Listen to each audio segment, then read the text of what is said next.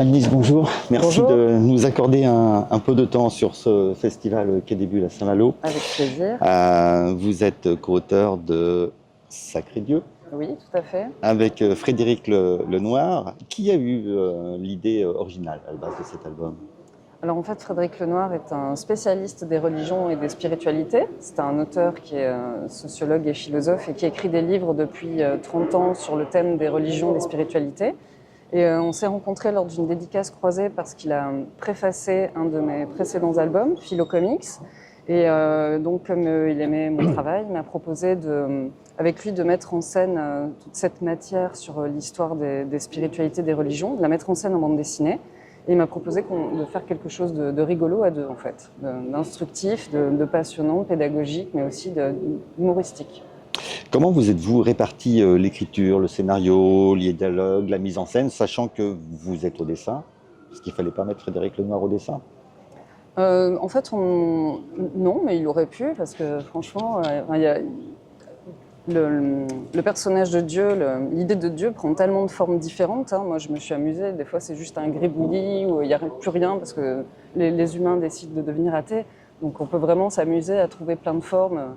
Et non, en fait, on a beaucoup discuté. On a fait des réunions pour chaque chapitre où il m'a vraiment expliqué toute la matière historique et sociologique. Et après, il m'a donné carte blanche et j'ai réalisé les chapitres. Donc, j'ai écrit les dialogues, j'ai créé les personnages.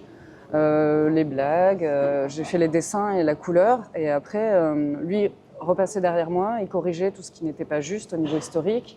Mais on a aussi trouvé des blagues ensemble. Enfin, ça a vraiment été un travail coopératif. Donc vous aviez effectivement déjà un regard sur la philosophie pour participer à Philo Comics. Vous avez aussi Tout à fait. écrit une histoire de l'humanité avec Oui, 1000 ans d'histoire autour du monde. Ça a oui, facilité énormément le travail, je suppose, oui, tout à fait. sur ce projet. Ça permet d'avoir une vision beaucoup plus globale parce Oui, on est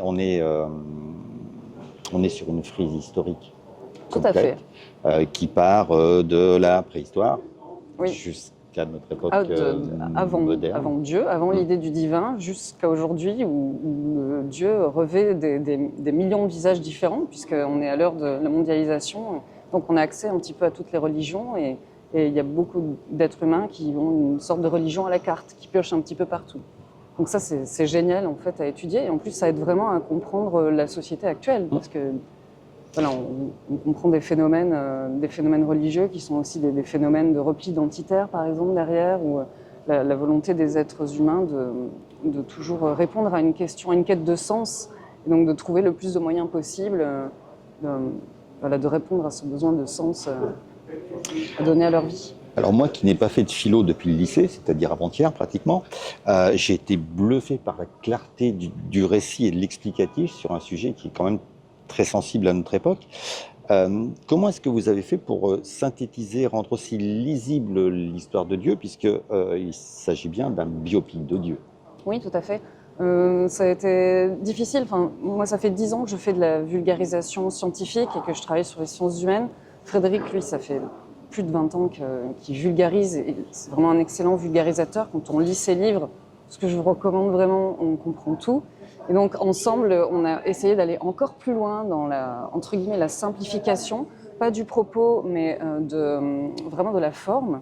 Et c'est là qu'intervient le dessin. C'est vachement intéressant parce qu'on met moins de texte, mais on laisse des personnages montrer des choses où il y a des décors. Et donc, c'est ça qui est vraiment passionnant à faire, c'est qu'on peut aller encore plus loin avec la bande dessinée et vraiment rendre le propos très très limpide.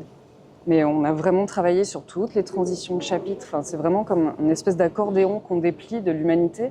Et tout en fait s'enchaîne et tout est relié. D'ailleurs, beaucoup de religions sont connectées entre elles, ont beaucoup de points communs. Elles ont d'ailleurs beaucoup plus de points communs que de choses qui les séparent en fait. Hein. C'est ça qui est très beau à regarder. C'est même d'un point de vue d'athée, d'une personne qui ne croit pas en Dieu, c'est génial de voir à quel point c'est fondu dans notre histoire, en tout cas dans l'Europe occidentale et aussi en Inde et en Asie.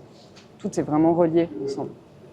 Euh, Actuellement, il n'est pas forcément très simple de parler de Dieu. Est-ce qu'en réalisant cet album, vous aviez à l'esprit cette espèce d'hypersensibilité qui règne actuellement sur le sujet?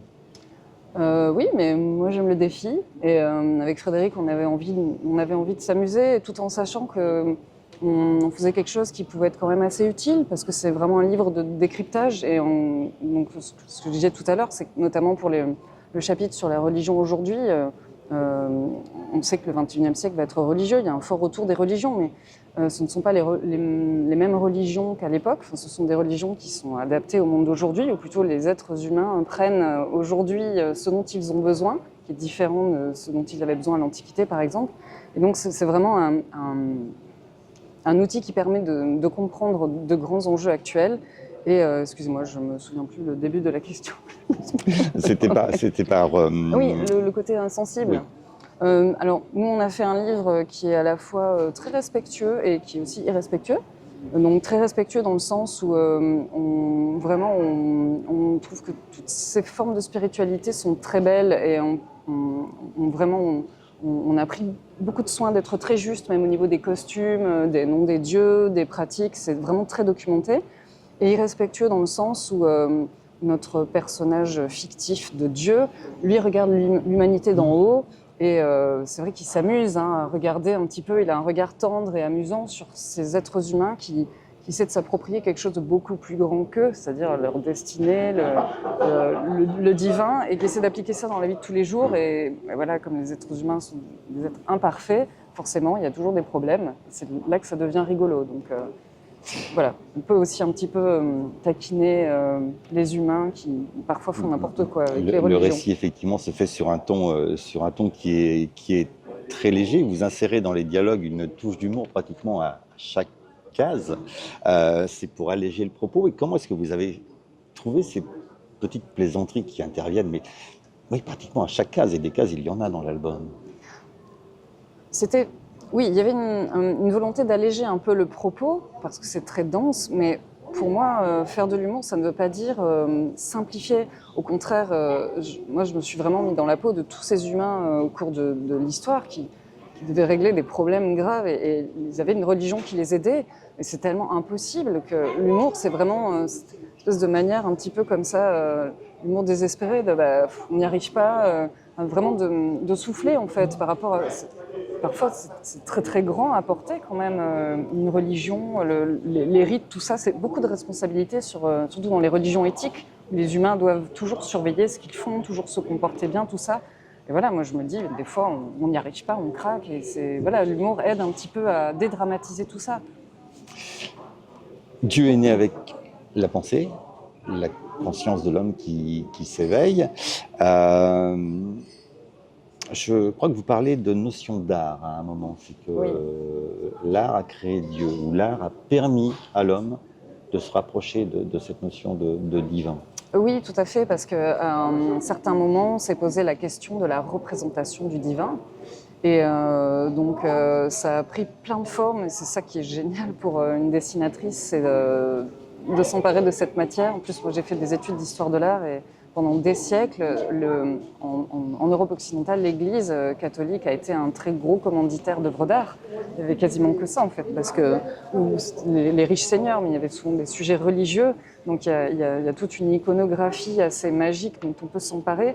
Et c'est vrai que il y a beaucoup d'artistes qui ont pu vivre, qui ont pu peindre, dessiner, sculpter grâce aux institutions religieuses. Donc, c'est très lié.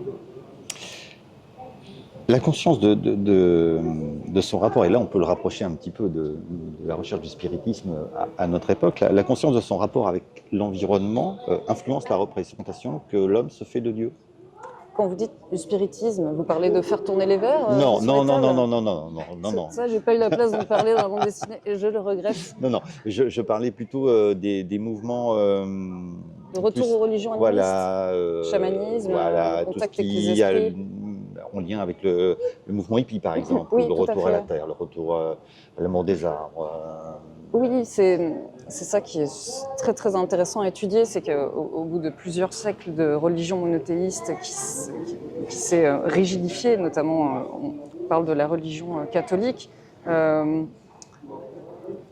a eu du mal à s'adapter au changement, par exemple la révolution industrielle, l'émergence du capitalisme, de l'individualisme, de la mondialisation,